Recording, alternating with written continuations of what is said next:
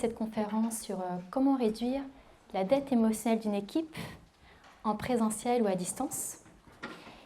Et comme ça laissera les gens de s'installer tranquillement. Donc un grand merci aux différents sponsors parce que c'est un événement gratuit. Donc sans les sponsors, en fait, cet événement ne serait pas possible. Donc merci à tous. Et n'hésitez pas à aller voir en fait au niveau des stands. Hop là. Et je vais commencer par me présenter. Alors, je m'appelle Marilyn et je suis maman de 2 petits garçons de 7 et 9 ans. Et mes grandes passions, en fait, c'est l'aventure. J'aime bien dire ça parce qu'en fait, ça se voit dans mon style de coaching. Je suis quelqu'un qui aime l'action, qui aime découvrir, qui est très curieuse. Je suis également passionnée par tout ce qui est psychologie et développement personnel. Ça, c'est par rapport à mon histoire.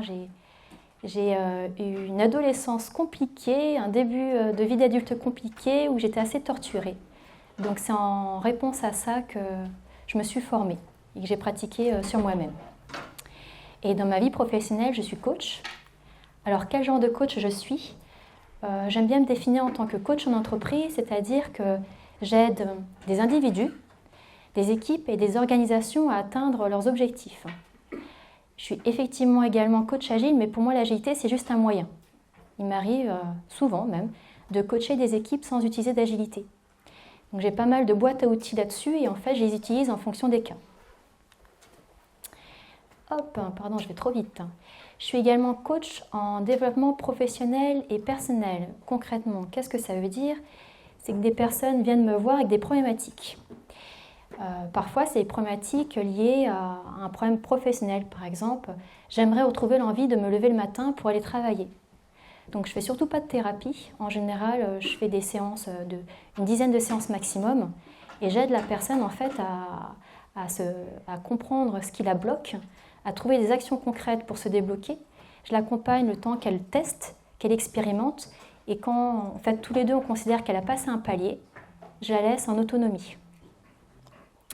Parfois, en fait, j'aide des personnes sur des aspects plus personnels, comme récemment on m'a dit « je me trouve nulle et j'aimerais avoir confiance en moi ».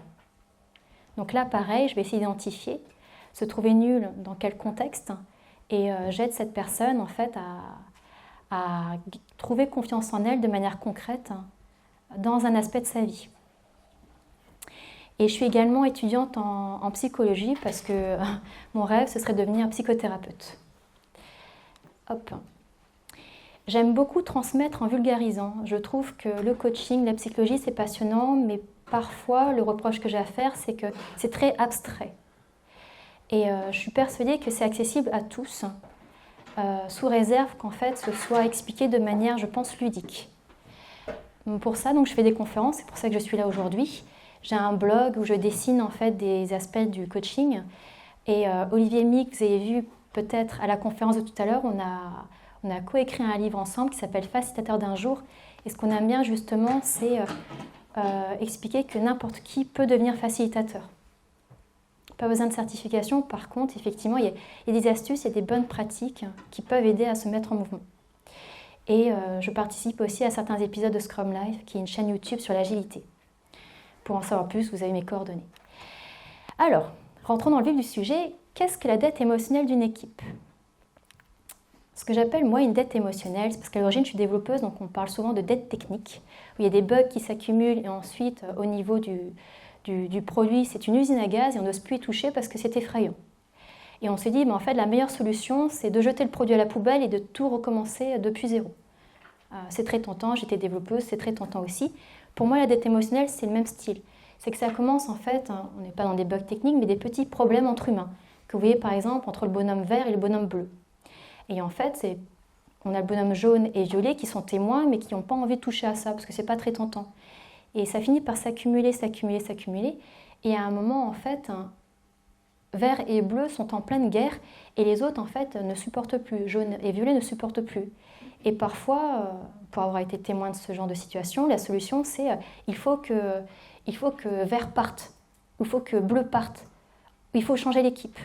De la même manière qu'on dit, le produit, il y a une telle dette technique, il faut le jeter à la poubelle et recommencer à zéro, c'est pareil. L'équipe est foutue, faut virer des personnes. Moi,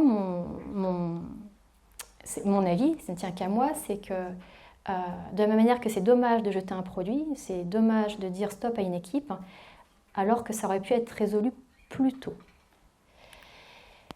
Donc là, je vais vous parler de 5 cas. 5 cas que j'ai vécus. En fait, si j'aime bien parler de la dette émotionnelle, c'est qu'une de mes premières missions en tant que Scrum Master, je me suis retrouvée avec une équipe où ça, pardonnez-moi le terme, mais je ne sais pas le dire autrement, où ça clashait dans tous les sens. C'est un peu excessif, mais c'est comme ça que je l'ai ressenti. Et j'ai testé des choses, ça a bien marché, ça a fait ses preuves, et je me suis dit, tiens, en tant que Scrum Master, dans le guide Scrum, on part du principe que les gens sont bienveillants, sont agiles, s'adaptent, patati patata, et en théorie c'est formidable.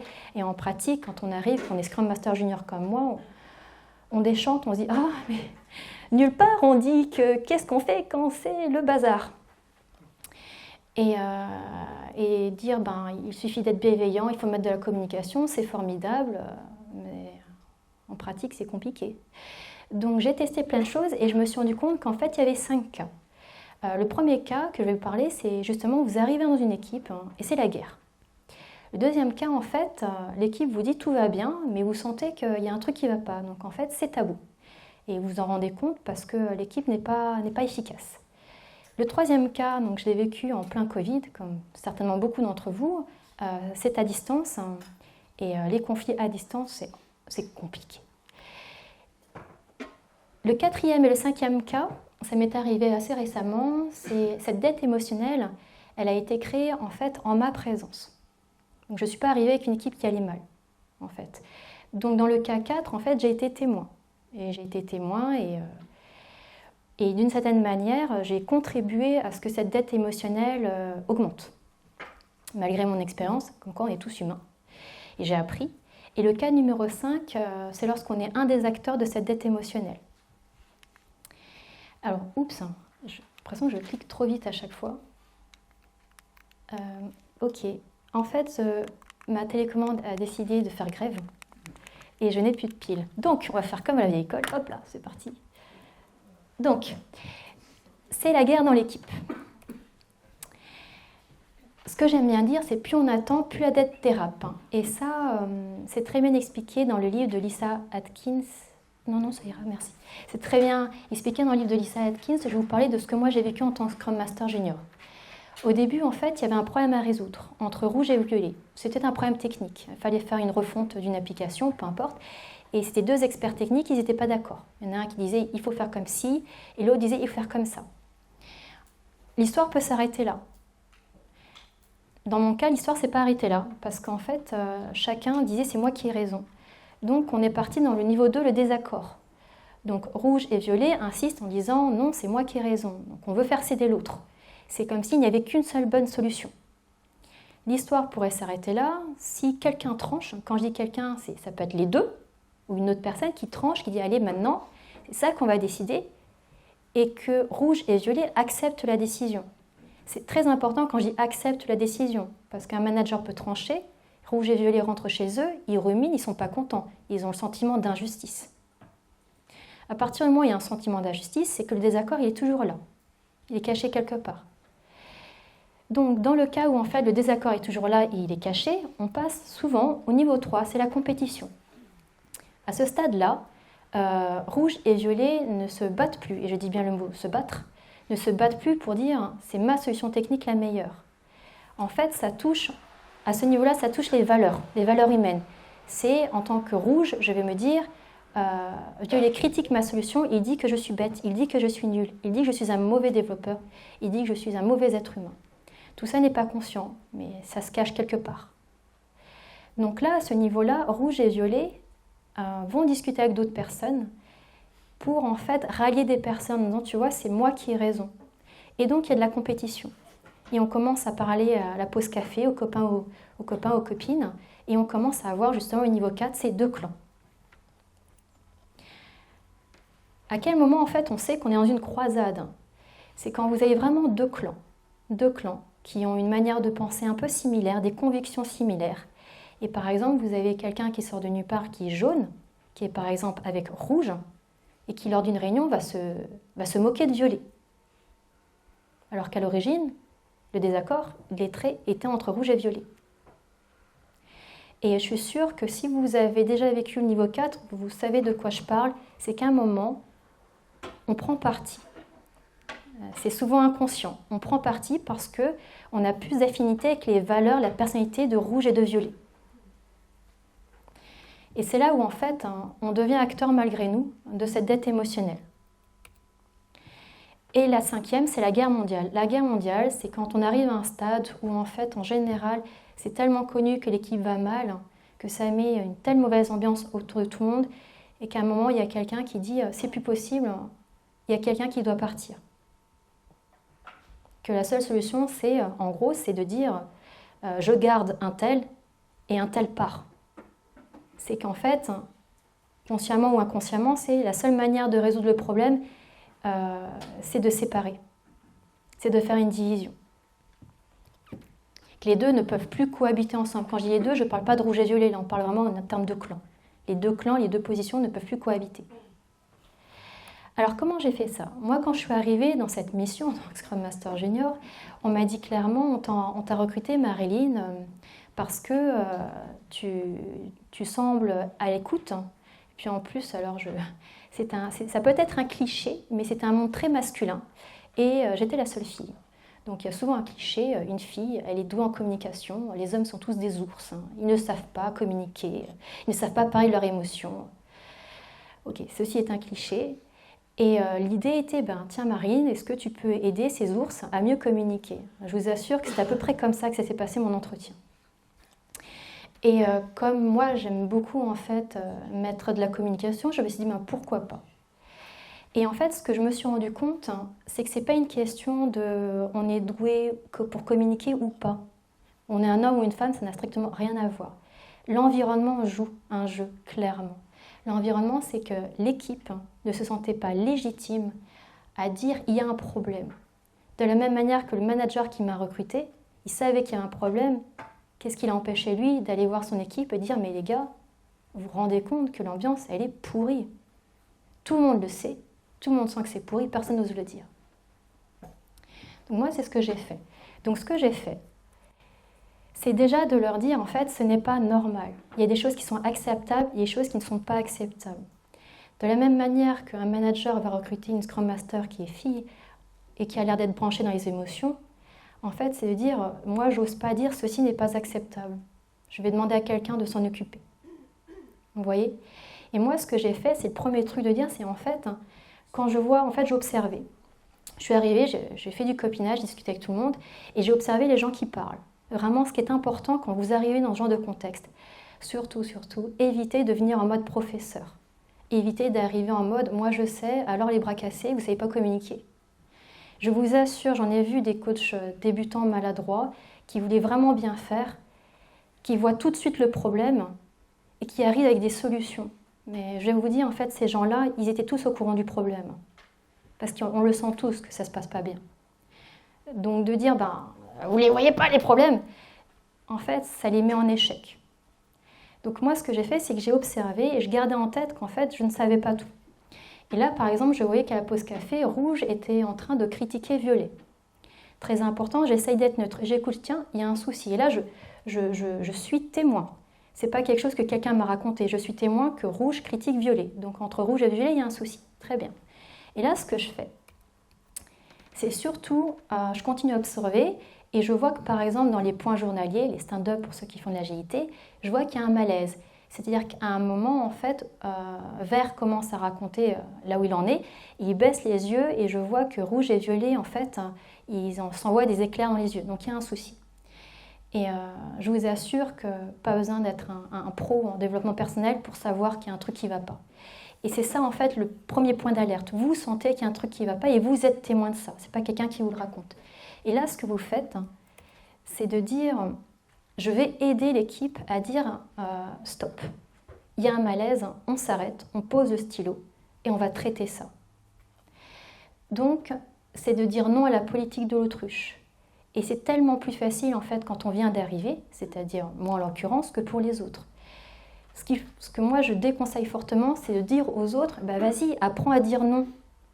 Apprends à dire non. Parle. C'est une injonction. La personne, croyez-moi, que si elle pouvait le faire, elle le ferait.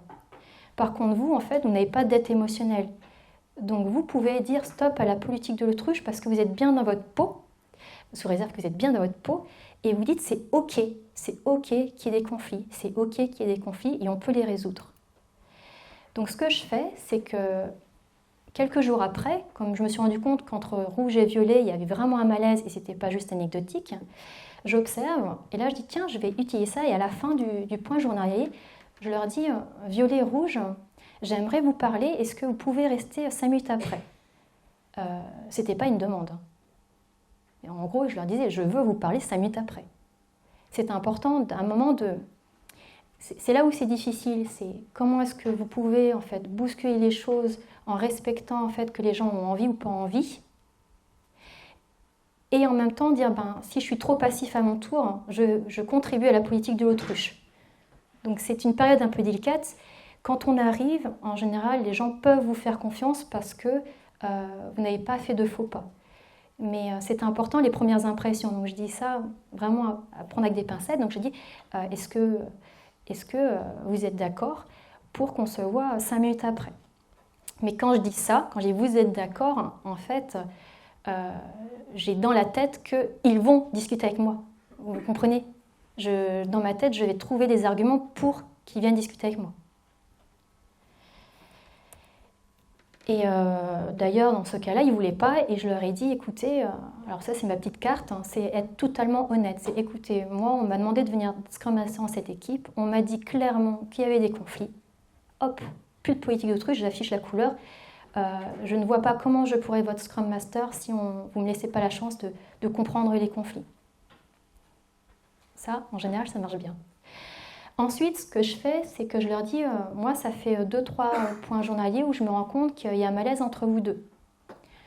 Et là, en fait, ils me disaient, oh bon, oui. Je dis, non, écoutez, je ne suis pas naïve. Moi, je le sens bien qu'il y a un malaise et j'ai besoin de comprendre. Donc là, je parle de moi. Je dis, moi, j'ai besoin de comprendre. En tant que Scrum Master, je ne pourrais pas vous aider si je ne comprends pas. Peut-être que je me trompe, mais j'ai besoin de comprendre.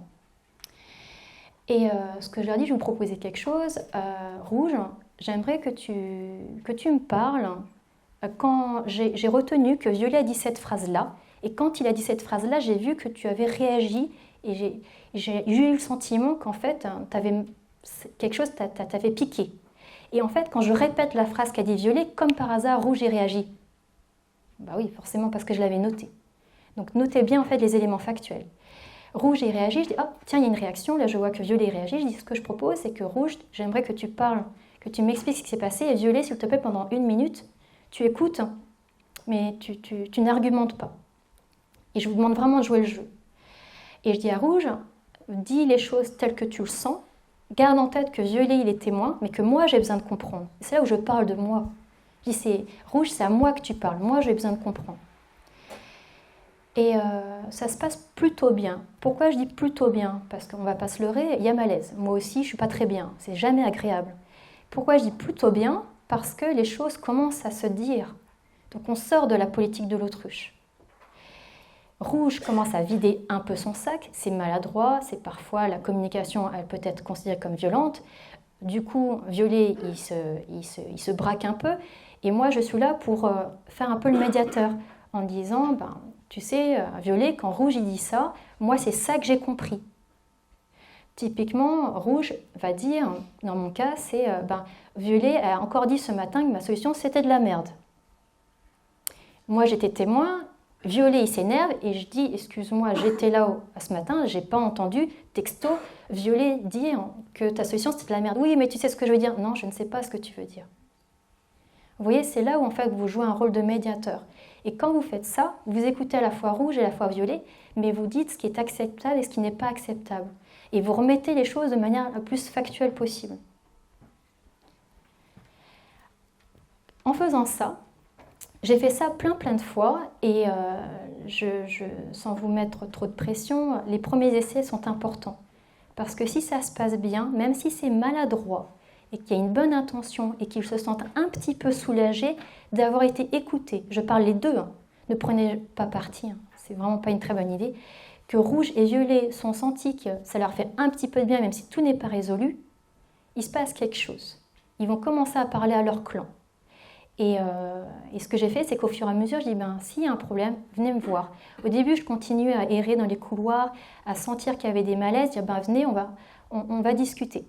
Et à un moment, c'est les équipes qui sont venues me voir en me disant, écoute Marilyn, j'ai l'impression qu'il y a un conflit entre machin et machin, est-ce que tu peux aller en parler ? Là, ça devient intéressant parce que les gens ont compris qu'en parlant, en fait, ça commence à se résoudre. Là où il faut, petit point d'attention, c'est que vous devenez en fait le sauveur. En gros, vous êtes la seule personne qui peut résoudre les conflits. C'est pas terrible pour une équipe autonome. Et n'oubliez pas que vous n'êtes pas psy, vous ne pouvez pas faire que ça, sauf si vous avez envie d'ouvrir votre cabinet, mais ça c'est une autre histoire. Donc l'étape d'après, c'est à partir du moment où ils ont vu concrètement, ils ont vécu que de fait de parler, de sortir la politique de Trouche, ça leur faisait du bien. Ce que je leur ai dit, un moment, je vais vous apprendre à régler ça tout seul, parce que moi, en fait, quand j'écoute tous vos problèmes, j'ai beau être cool, j'ai beau être souriante, à un moment, ça me pèse. Je vous assure que humainement, j'ai beau considérer que je suis assez résistante, à un moment, ça me pèse. Et le jour où vous dites ça me saoule, leurs histoires, c'est que vous avez déjà franchi une petite limite. Donc, quand vous les sentez prêts, moi, je les ai formés en me disant, en fait, j'ai remarqué qu'ils cherchaient souvent un coupable. Est-ce que le coupable, en fait, s'il devait y avoir un coupable, est-ce que le coupable, en fait, ce ne serait pas notre nature humaine ? Moi, ce que j'aime bien comme situation, c'est le plus grand problème dans la communication, c'est qu'on n'écoute pas pour comprendre, on écoute pour répondre. Quand vous faites ça, quand vous écoutez quelqu'un et que dans votre tête, vous êtes en mode blablabla, mais n'importe quoi, je vais lui dire qu'en fait, c'est ça la bonne solution. En fait, vous n'êtes pas en train de l'écouter. Donc là, vous êtes en train de choisir une solution, mais ça peut être aussi, t'inquiète, je vais te sauver. Je sais quel est ton problème, j'ai déjà vécu ça, t'inquiète. Fais ton blabla, celui-là, on dit donc t'es bavard. Mais moi, j'ai déjà la solution, ça fait 5 minutes que j'ai ma solution, j'attends juste que tu fasses une pause pour que je puisse te dire à quel point je suis balèze et à quel point j'ai raison. Quand je dis ça, je parle de moi aussi. On est tous humains, je fais ça souvent. Et dans mes biais, la casquette de sauveur, elle est assez présente chez moi et j'essaye de m'en occuper. Mais je pense qu'il y a beaucoup de coachs qui ont cette petite casquette de sauveur. En tout cas, moi, je l'assume. Une histoire d'écoute, très important. Écouter pour comprendre. C'est-à-dire que quand Rouge dit « j'ai un problème, ça ne va pas du tout, j'ai perdu un morceau de mon puzzle », si vous êtes déjà dans la solution, vous n'écoutez plus. Là. Et ce que j'aime bien dessiner, c'est, vous voyez le petit sourire. Observez-vous. Ça vous arrive jamais d'entendre des gens parler d'un problème, vous avez le sourire parce qu'en fait, vous dites « moi je sais comment résoudre ça, je suis trop fort ». Ça, c'est la casquette de sauveur qui se réveille. Je dis ça à moitié en rigolant parce que j'ai observé chez moi que quand j'écoute, en fait, mon visage est neutre. Quand je me mets à sourire, je sais que chez moi, ça veut dire quelque chose. Quand j'écoute vraiment sincèrement, en écoute active, j'ai le visage neutre, je suis concentrée. Et j'essaye de comprendre qu'est-ce qu'il me dit, qu'est-ce qui est important pour lui. Et là, la deuxième étape, c'est d'abord l'écouter. Vraiment d'être en écoute active. Dès qu'il y a des messages qui vous viennent dans votre tête, c'est de les balayer en disant « je ne suis plus avec lui là, je suis dans ma tête là, je ne suis plus en train de l'écouter ». Et ensuite, la deuxième étape, c'est le questionner, reformuler. C'est-à-dire, qu'est-ce qui te dérange dans le fait que tu as perdu ta pièce ? Est-ce que acheter une nouvelle pièce, ça t'irait ? Non, je ne veux pas acheter une nouvelle pièce. Ah bon, pourquoi ? Parce qu'en fait, ce puzzle est important pour moi. Ah, ok, donc il n'y a que cette pièce-là qui te rendrait heureux. Oui, c'est ça. Ok, et c'est quand la dernière fois que tu l'as vu ? Le fait de reformuler, ça lui montre en fait que vous l'écoutez. Et c'est aussi, et c'est parfois pas simple, je dis ça aussi pour moi, c'est de partir du principe que cette personne n'est pas en détresse et que la solution, il va la trouver tout seul comme un grand, mais vous pouvez l'aider en fait à trouver cette solution.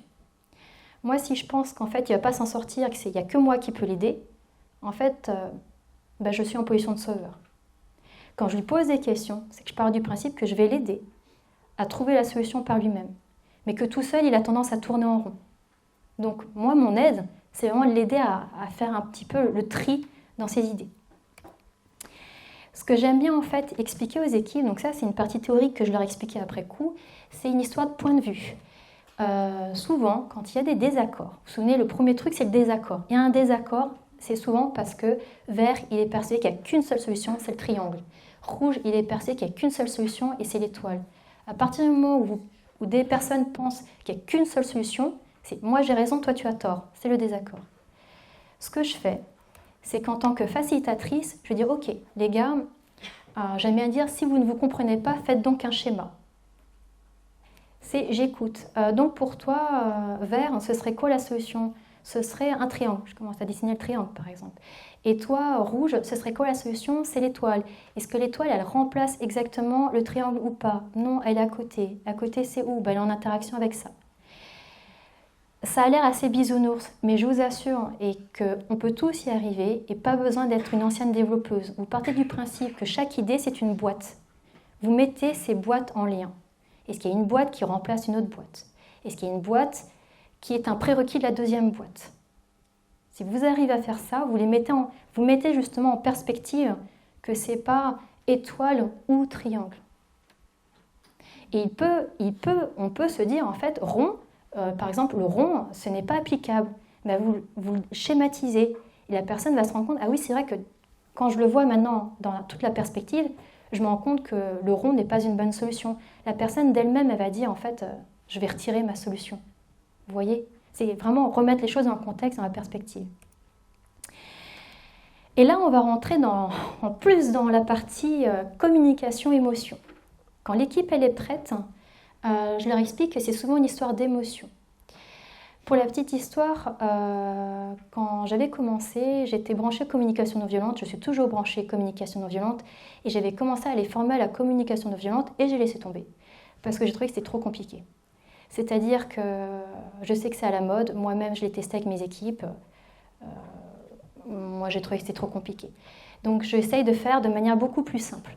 Et donc ce que je leur explique, c'est la différence entre empathique et sympathique. Derrière, par exemple, on a Rouge le matin qui est en colère, et il est plutôt triste. Il dit ça va pas du tout, Violet m'a encore fait le même coup, il a encore critiqué ma solution. Et là, vous voyez, Vert, ce matin, il est joyeux, il est de bonne humeur. Et en écoutant l'histoire de Rouge, en fait, il commence à devenir en colère. Et il dit je suis triste pour toi. Son émotion réelle, en fait, c'est la colère. Pourquoi? Parce que ce matin, à peu près au même moment, il s'est embrouillé avec sa femme. Et c'est totalement inconscient. Le fait que Rouge lui dise moi, Violet a encore dit que mon idée était naze, ça lui a rappelé le fait que sa femme, il a ressenti ce matin que sa femme lui disait qu'il était naze. Et là, il est dans la sympathie. En fait, ça réveille de la colère chez lui. Et là, il sent de la colère. Et vous voyez, vous vous souvenez, le volcan, c'est là où on commence à être dans des clans. C'est j'ai de la sympathie pour Rouge parce que lui, je comprends sa tristesse parce que moi aussi, j'aime pas quand on me dit que je suis naze. Mais on n'est plus dans l'histoire de Rouge et Violet, là, pour Vert. Mais tout ça, c'est inconscient. Qu'est-ce que c'est que l'empathie? L'empathie, c'est en fait de se dire, je comprends que tu sois triste. Et comment on arrive à faire ça? C'est bien joli, mais comment on arrive à faire ça? C'est du travail personnel entre nous. C'est quand vous sentez que vous êtes plutôt bien dans votre corps, vous êtes plutôt de bonne humeur, et qu'en écoutant l'autre, vous sentez qu'il se passe quelque chose dans votre corps. Alors, comment ça se résume chez vous, je ne sais pas. Moi, personnellement, quand je sens que je suis en colère, j'ai le poing qui se serre. Et j'ai envie de foutre des bœufs. Déjà, je commence à parler comme ça. Quand je commence à parler comme ça, c'est qu'il y a de la colère en moi. Et quand je suis triste, en fait, ça se voit à ma tête. Je commence à avoir le regard de chien battu. Je suis très expressive. Et encore une fois, à quel moment je sais que je suis dans l'empathie, c'est que je suis neutre. Et je pense qu'il y a, peut-être dans notre société, il y a des malentendus, que en fait, d'être accueillant, c'est de se mettre à pleurer avec la personne. Je ne suis pas d'accord. Moi, je ne suis pas d'accord. Moi, quand j'accueille quelqu'un, en fait, je reste neutre. C'est-à-dire que je reste... C'est pas neutre dans le sens où je m'en moque, mais humainement, je reste stable. Et je vais vous donner un exemple concret. Donc, je suis une psychothérapie. Quand je raconte des histoires qui sont à moi, qui sont des histoires très lourdes, si mon psy se mettait à pleurer, je trouverais ça effrayant. Et s'il se met à rigoler, pareil, je pars. Mais quand je raconte des choses très lourdes à mon psy, il ne rigole pas, il n'est pas en colère, il me regarde droit dans les yeux et il m'écoute. Et moi, ça me fait du bien parce que je vide mon sac auprès de quelqu'un qui a les épaules solides. Ça ne veut pas dire qu'il faut être froid comme ça, genre oui, alors tu me dis que tu es malheureux, ok, super. Non, mais c'est de dire, je comprends que tu sois triste. Et dans ma tête, je garde dans ma tête que c'est mon histoire et c'est ton histoire, c'est toi qui es triste. C'est pas simple, ça se travaille. Ce que j'aime bien expliquer aussi à mes équipes, c'est apprendre à être assertif. Assertif, c'est en gros, ma définition, c'est affirmer ce qu'on a à dire en se respectant et en respectant l'autre. En gros, c'est la communication non violente en mode chacal, pour ceux qui connaissent. J'espère qu'il n'y a pas de formateur de communication non violente, mais moi je l'assume. Avant de pratiquer la communication non violente, le b.a.-ba, ce que j'aime bien, c'est déjà se respecter soi. Et par exemple, quand il y a un conflit, ce que je demande ce que j'ai demandé à mes équipes, c'est la prochaine fois, rouge, si tu t'entends mal avec Violet, dis-lui, viens prendre un café, on va discuter. Vert, est-ce que tu peux venir avec moi? Très important qu'il y ait quelqu'un de neutre. Vert, bien sûr, est censé être dans aucun clan, sinon ça ne le fait pas. Et là, l'idée, c'est ce que j'ai expliqué, c'est rouge. Pendant ce moment-là, exprime ton point de vue. Et Violet, essaye, je dis bien essaye de garder en tête qu'il va dire des choses agressives, mais il parle surtout de lui. Ils ont déjà été préparés à ça, parce que sinon, ça peut partir vite en clash. Et là, par exemple, Rouge, il va dire « Oui, franchement, tu me saoules, ce matin, tu m'as encore fait le même coup, tu as encore critiqué ma solution, ça m'énerve. » Donc là, en fait, c'est un peu factuel, mais on met dans un contexte, ce matin, tu as dit quelque chose, ça m'a énervé. Et en fait, j'ai vraiment besoin que tu respectes mon point de vue. Et grosso modo, concrètement, si tu n'es pas d'accord, c'est OK. Mais tu ne dis pas ça devant les managers parce que moi, je trouve ça trop violent et j'ai l'impression que tu es en train de dire que je suis un gros plouc. Donc si tu n'es pas d'accord, tu sais quoi, tu dis OK Rouge, est-ce qu'on peut en parler après la réunion? Là, la partie intéressante, elles sont toutes intéressantes, c'est de faire une demande. Parce que si Rouge se contente de dire écoute, Violet, tu me saoules, c'est pas suffisant.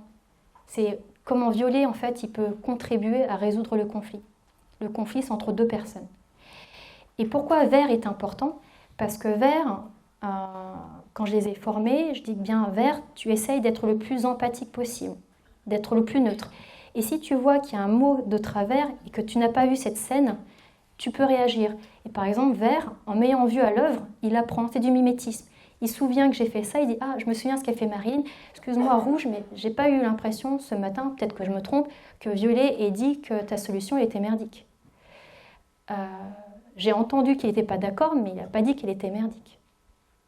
Et là où c'est intéressant, c'est qu'il y a un cadre qui s'instaure, un cadre de ce qui est acceptable et pas acceptable.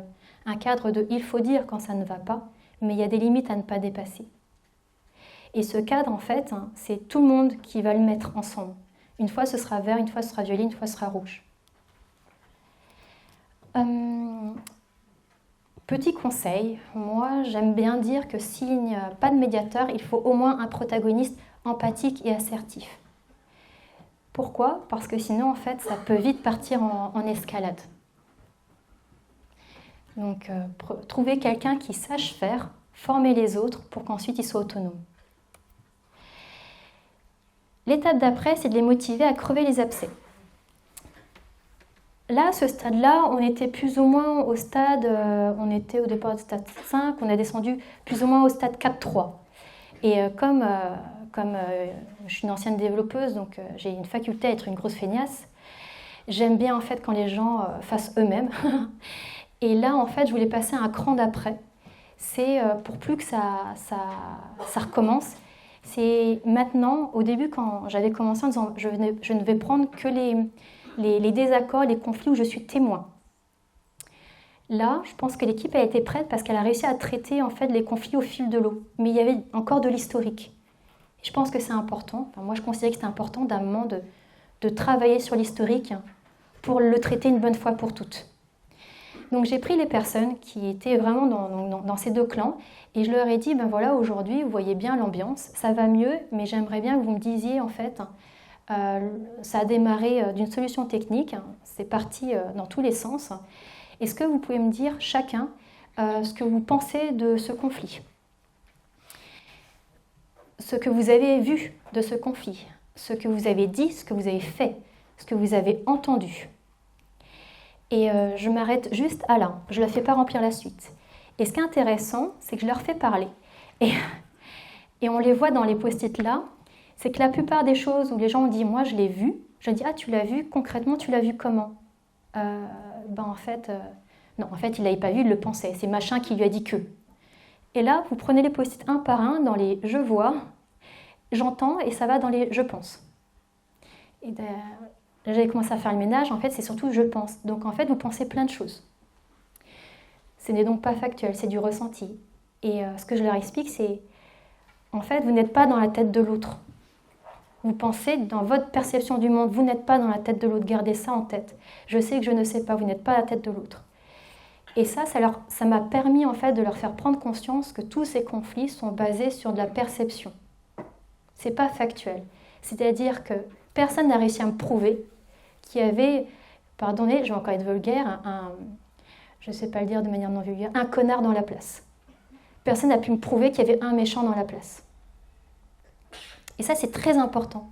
Je pense que c'est important de le dire. Il n'y a pas de méchant dans cette histoire, parce que personne n'a réussi à me le prouver par des faits. Par contre, l'ambiance, elle est toxique, ça c'est vrai. Ce que je leur ai demandé ensuite, quand ils ont pris cette conscience, en fait, ils ont pris conscience qu'ils avaient joué tous un rôle dans ce conflit, dans cette mauvaise ambiance, c'est qu'est-ce que vous perdez en fait à maintenir ce conflit et qu'est-ce que vous gagnez à vous en sortir. Et c'est assez flagrant aussi. En fait, les gens disaient, ce que je perds, c'est qu'à un moment, je vais craquer, je vais partir, je vais demander à changer d'équipe ou carrément à démissionner. Qu'est-ce que je gagne ? De la sérénité. Il y a des personnes qui n'aiment pas les conflits. Il y en a qui viennent énervés, stressés. En gros, ils avaient tous à gagner à ce que ça s'arrête.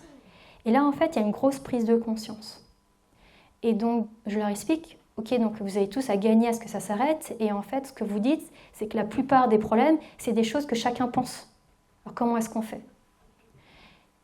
Et en fait, d'eux-mêmes, ils ont dit, ok, on ne peut pas en fait refaire l'histoire. On continuera à penser ce qu'on pense. Par contre, ce qu'on a vu, c'est que dans le présent, on arrive à résoudre des conflits.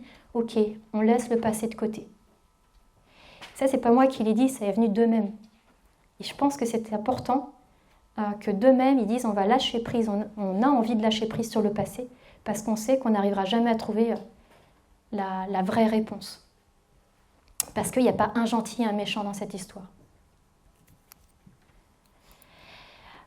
Ce que je leur ai fait à leur demande, ils m'ont dit, en fait, ils ont commencé à être branchés un peu plus développement personnel. Est-ce que tu peux nous aider en fait à comprendre les autres comme toi tu le fais ? Et je leur ai expliqué, ok, je veux bien, mais dans ce cas-là, on ne met surtout pas les gens dans des boîtes. Je vois plein d'outils de développement personnel et je l'ai fait moi-même quand j'ai commencé. C'est tellement tentant, oh dis donc, il y a des cases.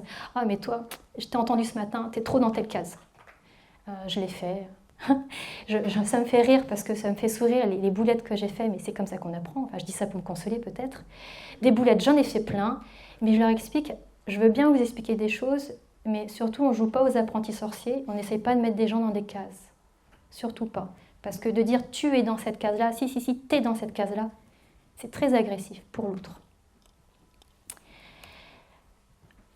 Pour commencer, en fait, j'ai fait ce petit atelier mur des humeurs en disant ok, là aujourd'hui, là maintenant tout de suite, on va parler de chacun et on va commencer à parler des émotions. Est-ce que vous êtes tous à l'aise pour parler de votre émotion en ce moment ?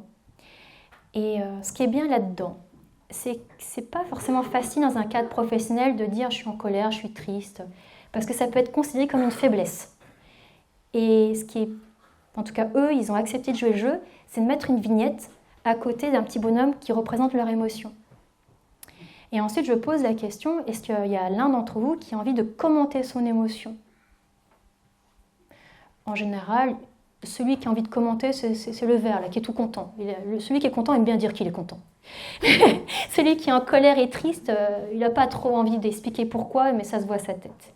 Ce qui est intéressant là-dedans, c'est que les gens font un grand effort par rapport à leur pudeur, de dire, moi, j'assume devant les autres que mon émotion, elle est là. J'ai pas envie de la commenter, mais je l'assume. Et en fait, ce qui est intéressant, c'est que tout le monde voit l'émotion de l'autre, et là, on n'est plus dans l'autruche, en fait. On est dans le factuel. C'est dit. L'étape d'après que je trouve intéressante, c'est la motivation, ou Moving Motivators. Ce que j'ai fait dans ce petit jeu-là, je ne vais pas rentrer dans les détails de comment on fait ce jeu-là, parce que vous avez la source et qu'il me reste que 10 minutes. Mais ce qui est intéressant, c'est là-dedans, ça permet aux gens aussi, dans un contexte où ils peuvent respecter leur pudeur, c'est de dire en fait, qu'est-ce qui me motive le plus? Et dans l'exercice que j'ai fait, par exemple, on avait un manager à qui on reprochait de ne pas trancher justement la solution technique. Et ce qui est intéressant, c'est qu'il a dit, moi, ce qui me motive le moins, c'est le pouvoir. Mais les gens étaient surpris, t'es manager, et ce qui te motive le moins, c'est le pouvoir. Et là, il a expliqué, mais en fait, moi, j'ai jamais demandé à être manager. Moi, mon style de management, c'est en fait d'aider les gens à grandir. C'est surtout pas à dire, toi, tu fais ci, toi, tu fais ça. Et ce genre de choses, c'est intéressant aussi parce que ça permet en fait de mieux comprendre les motivations des gens. Quand on comprend les motivations des gens, parce que les gens expliquent leurs motivations, on arrive mieux à comprendre les comportements. Ça donne du sens. Ce qui était intéressant aussi, c'est que j'avais un testeur qui disait, moi, dans la motivation qui est très importante pour moi, c'est l'acceptation. Et aujourd'hui, en fait, je ne me sens pas du tout nourrie parce qu'en fait, j'ai l'impression que je ne suis pas appréciée. Ça a surpris beaucoup de personnes parce qu'en fait, tout le monde l'appréciait. Mais comment ça se fait que tu n'es pas apprécié? Et ce qu'il a dit, c'est, en fait, vous les développeurs, avec vos conflits, toute la lumière, elle est sur vous. Et comme moi, je suis heureux que je travaille bien, personne ne me dit que je travaille bien. Et en fait, j'aime bien cet exemple parce que dans les dettes émotionnelles, on a souvent tendance à oublier ceux qui ont l'air d'aller bien. Parce que ceux qui ont l'air d'aller bien disent, je ne vais pas rajouter quelque chose. Mais cette personne, elle est oubliée un petit peu. En tout cas, dans ce cas-là, elle l'était. Ce que j'aime bien aussi, c'est les valeurs de l'équipe. Les valeurs, c'est ce qui est profond. Je demande à chacun de dire, en fait, quelles sont votre valeur la plus importante. Quand c'est une valeur qui est unique, je la mets à l'extérieur. Par exemple, il y en a un qui me dit la confiance. Une deuxième personne dit la confiance, je la mets au centre.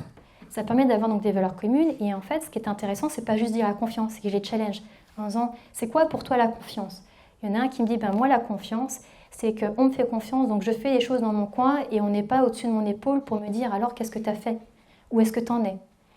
Ok, donc en fait, pour toi la confiance, c'est l'autonomie. Ah oui, c'est ça, c'est l'autonomie. Donc c'est pas la confiance, c'est l'autonomie. On n'est pas là pour chipoter sur les termes. C'est juste que pour d'autres personnes, la confiance, c'est une autre expression. C'est un autre mot. Ce qui est important, c'est que les gens ne disent pas juste la valeur, expliquent en quoi c'est important pour eux, c'est quoi leur définition de cette valeur. Quand la personne a expliqué ce qui est important, j'aime bien lui poser la question. Et en fait, si tu n'as pas cette confiance, cette autonomie, en gros, quand quelqu'un est au-dessus de ton épaule, te fait ça une fois, deux fois, trois fois, qu'est-ce qui se passe chez toi? Et là, il va dire, moi, je pète un câble, ça me met en colère. Et là, j'aime bien reformuler. Vous avez entendu, pour Rouge, quand il a le sentiment qu'on lui demande, quand on lui dit plusieurs fois par jour, tu en es où, lui, il interprète ça comme le fait qu'on n'a pas confiance en lui, ça le met en colère. Et ça, c'est important parce que je vous parlais des limites. Moi, je trouve c'est important que chacun dise, je veux bien qu'on travaille ensemble, qu'on apprenne à se connaître, qu'on respecte nos différences, mais à un moment, ça, ma limite, elle est là.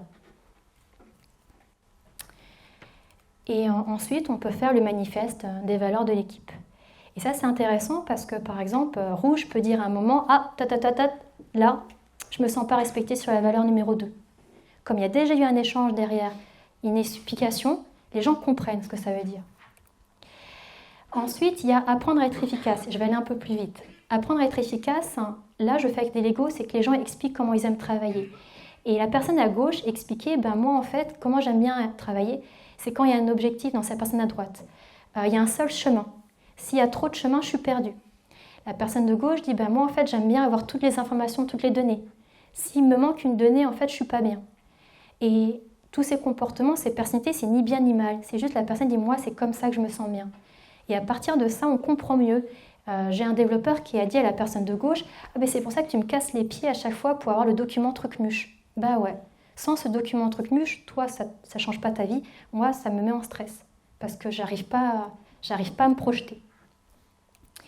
Ce que j'aime bien aussi, c'est faire cet atelier où je demande aux gens d'expliquer comment ils aiment se ressourcer. La dette émotionnelle, en général, c'est parce que vous êtes fatigué. Plus vous êtes fatigué, plus vous allez partir en mode énervé, agacé, en pilote automatique. Communication non violente, on aime bien dire, ça fait sortir le chacal très rapidement. C'est pour ça que d'ailleurs, on a tendance à être plus virulent avec son petit ami, son proche, qu'avec ses collègues. Parce qu'on est très fatigué, on se permet certaines choses. Là, ce que j'aime bien, c'est que la personne à gauche, elle explique que pour se ressourcer, elle a besoin de s'isoler. Alors que la personne de droite, elle aime bien en fait se ressourcer en copinant. Et là où c'était intéressant, c'est que la personne de droite, elle avait tendance à prendre son café à chaque fois avec la personne qui avait besoin d'être seule. Et ben du coup, ça clash forcément. Il y en a un qui a envie d'être tranquille et puis l'autre qui vient dire hey, tu sais quoi, tu sais quoi, tu sais quoi, tu sais quoi. Moi, je suis dans la personne qui a envie d'être tranquille. Tu sais quoi, tu sais quoi, tu sais quoi. C'est dur. Hein. Et le fait de dire ça, eh ben, ça met un point commun. C'est que le point commun, c'est que les gens, en fait, ils ont besoin de recharger de l'énergie, mais pas de la même manière. Et encore une fois, le fait d'expliquer un petit peu son mode de fonctionnement, l'autre devient plus naturellement plus à l'écoute et plus respectueux. Il y a cet atelier que j'aime bien, c'est renverser les rôles. En gros, je demande à chacun sur les 2 dernières semaines, de dire en un mot sur le post-it vert, un mot qui représente ce qu'il a aimé le plus. Et un mot sur le post-it rouge, ce qu'il a aimé le moins. Et il les fait passer à son voisin. Et là, ce qui est intéressant, c'est que par exemple, quand on le fait passer à son voisin, on a D qui se retrouve avec le post-it rouge de C, où il y a écrit temps, juste le mot temps. Et il doit essayer de deviner qu'est-ce qui a fait que dans les 2 dernières semaines, ce qui a le plus énervé C, juste avec le mot temps. Pourquoi c'est intéressant? C'est qu'en faisant ça, à la grande surprise de C, C va se rendre compte que D, en fait, même s'il n'a pas trop réagi, il avait compris ce qui n'allait pas pour C. Ce que j'aime bien faire aussi, c'est de rajouter une étape, c'est quand D va essayer de deviner ce que voulait dire C, C va noter entre 1 à 5. 1, c'est pas du tout ça, et 5, je l'aurais pas mieux dit. Et c'est là où on se rend compte qu'en fait, on peut être une équipe qui semble ne pas être bon en communication, ni très empathique, et on peut être une équipe qui au contraire est très empathique. Les gens savent, les gens sentent quelque part. C'est pas parce qu'ils ne réagissent pas, qu'ils ne disent rien, qu'ils ne le savent pas. Et ça, c'est intéressant. Ça permet de dire on n'a pas besoin d'être des pros du développement personnel pour résoudre les conflits d'une équipe. Ensuite, je fais un petit atelier communication et comme j'ai très peu de temps, je vais aller assez vite. Ce que j'aime bien dire, c'est que je les fais parler. Et il y en a un qui parle, par exemple, c'est rouge, et je demande aux autres d'écouter. Et après, je vais reformuler, je dis, rouge, quand il parle, vous avez vu, à un moment, il dit tout le temps, toujours, jamais, il est comme ça. Donc c'est du jugement. Est-ce que rouge, tu peux réexpliquer ton histoire, cette fois en contextualisant. Ce matin, au point de synchro, tu as dit que. Quand en fait, rouge, par exemple, aurait tendance à dire, je ne veux pas de, je ne veux pas de, je ne veux plus ça, je ne veux pas. Je lui explique, tu sais, quand tu dis je ne veux pas, on ne sait pas trop ce que tu veux. Est-ce que tu pourrais essayer de le mettre à la forme affirmative? Et un autre truc, c'est très, très... Dans les conflits, on a souvent une logique de ou de oui, mais. Et je vais vous donner un exemple concret. C'est, je suis perturbée parce que soit je suis bienveillante, je suis bienveillante ou je suis méchante. Non, ça peut être je suis bienveillante et je vais te dire que je ne suis pas d'accord avec toi. À partir du moment où il y a un ou, ça ferme des portes. Le et ouvre des portes. Justement, le petit speech sur la bienveillance, moi, je préfère dire que je vais aider mes équipes à être capables de tout se dire et de tout s'entendre. Et de tout entendre. Ensuite, et si cela ne suffit pas, en fait, là, on n'est plus dans le développement personnel, c'est qu'il y a quelque chose qui est caché derrière, une blessure cachée. Et on n'est pas thérapeute. Donc, moi, je préconise de ne pas aller sur ce terrain-là. Par contre, ce que vous pouvez faire, c'est d'essayer, par le questionnement, de dire je respecte le fait que chacun a sa position. Est-ce qu'on ne pourrait pas essayer de trouver, en fait, un objectif commun? Si vous arrivez à trouver un objectif commun avec eux, alors ils vont avancer. Et ça, justement, c'est aussi un autre outil. Notre chemin vers notre objectif commun, c'est en fait je leur demande à chacun de mettre les objectifs individuels et les obstacles. Et quand je fais un chemin, je me rends compte qu'en fait, pour que B il puisse avancer, il faut que A le débloque. Donc en gros, ce que je leur explique, c'est que soit vous restez tous campés dans votre position, vous êtes tous bloqués, soit B, tu vas aider A, comme ça vous passez une étape et ainsi de suite. C'est le collaboratif. Et encore une fois, là, je le rends visuel, donc les gens, ils s'en rendent compte. Ça veut dire que c'est pas, on va choisir entre A ou B, on va résoudre le problème de A, puis ça va résoudre le problème de B. Si les problèmes sont tabous, souvent, c'est parce qu'il y a une peur derrière. Je crois qu'il ne doit me rester que quelques minutes.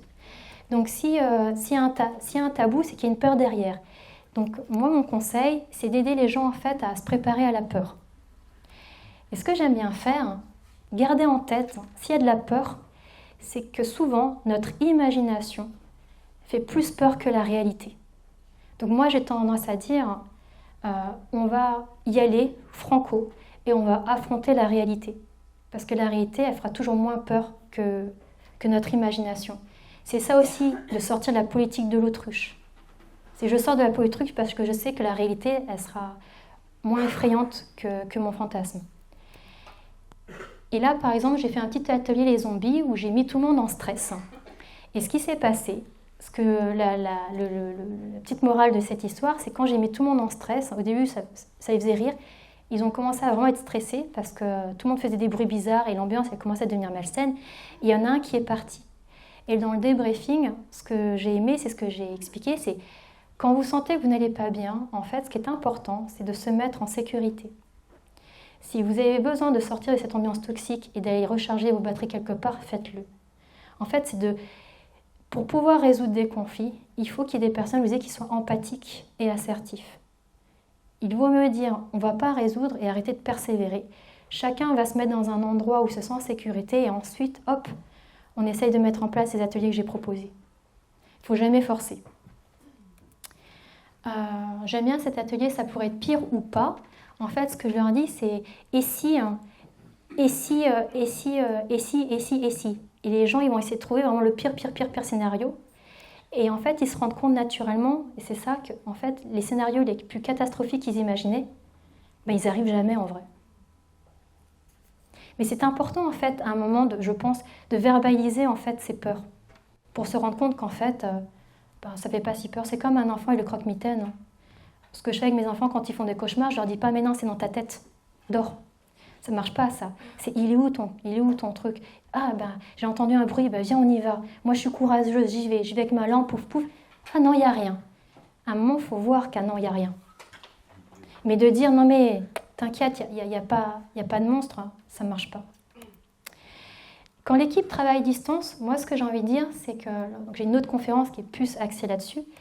Quand l'équipe est à distance, en fait, on peut faire pareil. Ce qu'il faut garder en tête, c'est de maintenir les liens de respect et de confiance. C'est ce qui est plus difficile à distance.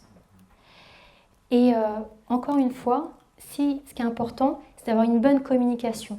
Si au niveau des outils, le son il est pourri, on ne s'entend pas bien, il vaut mieux arrêter et dire on reprendra plus tard. Il ne faut pas persévérer. Ce que j'aime bien, c'est leur apprendre aussi à avoir une communication bidirectionnelle volontaire. Par exemple, dans mon cas, il y a Vert en fait, qui coupe son micro et il y a Violet qui fait du blabla. Rouge, il n'est pas content. Et bien Rouge, ce qu'il peut faire, c'est mettre un smiley pas content. Le fait de mettre un smiley pas content, il exprime le fait qu'il n'est pas content. Il n'a pas besoin d'expliquer pourquoi. Mais Violet dit « Ah, j'ai fait un truc qui fait que Rouge n'est pas content. » Ça donne un indice. Et en fait, pourquoi on dit c'est plus facile en face à face? Parce que quand on est en face à face, on voit que la personne, en fait, elle n'est pas contente. Et donc, vous pouvez apprendre totalement à distance à voir ça. C'est 0 minute. Donc, ce que je voulais vous dire, c'est qu'en fait, à distance, c'est vraiment pareil qu'en présentiel. Et de toute façon, j'ai une autre conférence qui rentre plus dans les détails. Hop, excusez-moi, je sais que vous êtes frustrés. En fait, vous avez vraiment l'essentiel. Ce que j'ai envie de dire, dans le cas où vous êtes un des témoins, il y a quelque chose qui est très important là-dedans. C'est le cadre. C'est-à-dire qu'en fait, je passe assez vite. Je suis désolée, j'essaie d'aller plus vite. Je suis arrivée avec une équipe de coachs et on avait un produit à livrer ensemble. Et on était tous en mode coach bienveillant, etc. Et en fait, ça a clashé. Pourquoi? Parce qu'en fait, on ne se connaissait pas très bien. Donc on peut être branché développement personnel coach, on est des humains et en fait quand on ne se comprend pas, ça peut clasher. Et en fait ce qui est important, c'est de respecter en fait cette pyramide, de faire attention à cette pyramide. On ne se connaissait pas, donc en fait on n'a pas mis de cadre. Et quand on ne se connaît pas, on n'ose pas dire à l'autre nos faiblesses. Et quand on n'ose pas dire à l'autre nos faiblesses, en fait il y a une peur de la confrontation. Donc on s'est retrouvé avec des réunions ennuyeuses. On n'a pas osé à dire à l'autre, mais en fait ça n'avance pas. Et il y a eu une absence d'engagement aussi. En fait, le produit, il ressemblait à rien, parce que personne n'osait dire qu'on allait dans une mauvaise direction. Et donc après, on cherche des coupables. C'est pas moi, c'est à cause de l'autre. Classique. Et malheureusement, ça encourage la médiocrité, c'est-à-dire qu'à la fin, le produit, il ressemblait à rien. Et en général, ce qui s'est passé chez nous, c'est qu'en fait, on s'est divisé. C'est qu'on s'est séparés, on n'a pas livré le produit. Et ce que je pense vraiment important, c'est-à-dire que gardez en tête qu'on est tous humains, qu'on peut tous être fatigués. Et quand vous commencez un nouveau produit ou avec une nouvelle équipe, vraiment, c'est de définir un cadre ensemble, toujours. Et de partir avec une vision commune, des objectifs communs, des rôles et responsabilités, l'accord sur les moyens et les contraintes. Ça a l'air... On a tendance à vouloir bâcler, mais c'est très très important, le cadre. Et aussi, importance aussi, avant de partir à travailler ensemble, c'est est-ce qu'on a un sentiment d'équipe? Ou alors est-ce qu'on a un groupe d'individus? Si on a un groupe d'individus, ça va être compliqué de travailler ensemble. Et aussi, permettre en fait la permission de partir. Dire aux gens, si t'es pas bien, tu peux partir. Il vaut mieux partir plutôt que de rester et d'alimenter un groupe qui est dysfonctionnel. Là, on est bien dans le fait qu'on construit une équipe. Et le petit dernier, c'est quand en fait vous êtes un des acteurs. Et comment vous savez que vous êtes un des acteurs? J'en parle dans cette conférence, donc c'est pour ça que je ne vais pas en détailler plus. Comment vous savez que vous êtes un des acteurs dans cette dette émotionnelle? C'est qu'en fait, émotionnellement, dans votre corps, vous allez le sentir. Vous êtes souvent soit en colère, soit vous êtes triste, soit vous dites « je ne veux plus y aller », il y a des gens qui m'énervent, que je ne supporte pas. C'est qu'en fait, vous êtes acteur. Et là, par contre, les choix que vous avez, c'est que vous pouvez essayer de travailler sur vous. Je donne des astuces là-dessus, ou en fait, effectivement, de partir. Et partir, c'est une solution. Enfin, moi, je considère que partir, c'est OK. Ce qui est important, je pense, c'est de l'assumer. Voilà. Donc là, c'était le petit résumé. Je sais que j'étais assez vite. Je tiens à dire que la partie où j'étais assez vite, c'est sur la partie à distance. La partie à distance, en fait, je donne quelques petits outils, je pourrais en reparler. Mais gardez vraiment en tête que tout ce que je vous ai montré, en fait, sur les outils en présentiel, vous pouvez exactement les faire à distance, je vous assure. Pour moi, je n'y crois pas qu'à distance, c'est plus compliqué qu'en présentiel. Moi, ce que je pense, c'est qu'on a plus de facilité en présentiel à sentir que ça ne va pas et à réagir plus vite. La distance, ça met comme une barrière. Moi, mon conseil à distance, c'est justement essayer de voir comment on peut casser cette barrière. Et on peut la casser avec des outils et parfois juste prendre son téléphone, appeler la personne. De dire, pour moi, mon conseil, c'est de dire c'est parce que c'est à distance qu'on n'y arrive pas, il y a déjà quelque chose à creuser à ce niveau-là. Pour l'instant, personne n'a réussi à me prouver qu'il y avait des outils en présentiel qu'on ne pouvait pas faire à distance. Je ne dis pas que c'est plus simple, je dis juste qu'on n'a pas appris. Et que ça s'apprend, je vous assure.